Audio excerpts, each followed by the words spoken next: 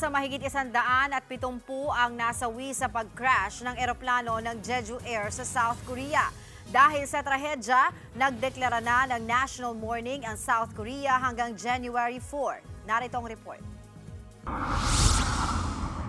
Dumausdos ang eroplanong yan sa Muan International Airport linggo ng umaga sa South Korea. Dahil hindi lumabas ang gulong ng eroplano, pumaskas ang buntot nito sa tarmac hanggang sa tumama ito sa isang pader at sumabog. Nilamon ng apoy at usok ang eroplano. Kaya naman dali-daling dumating ang mga bumbero para apulahin ito. Nang mawala ang apoy, saka na lumapit ang rescuers para maghanap ng survivors.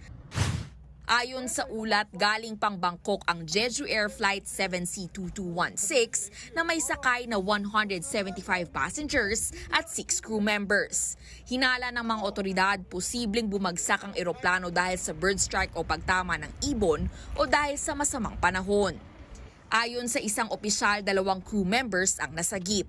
Tinagurian na itong pinakamalalang aksidente ng isang South Korean airline sa loob ng halos 3 dekada.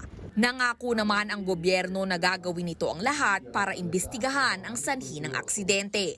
Nagpaabot naman na ng pakikiramay ang Boeing na siyang may gawa ng naturang eroplano ng Jeju Air sa mga pamilya ng mga nasawi.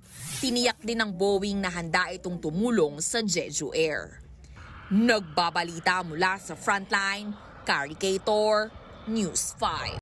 Mga kapatid, Dimples Romana po, kumpletuhin ang inyong umaga ng mga kwentong puno ng inspirasyon. Salubungin po ang bawat araw ng may ngiti at pag-asa. Kaya't mag-subscribe na po at mag-follow na sa aming social media pages ng News 5.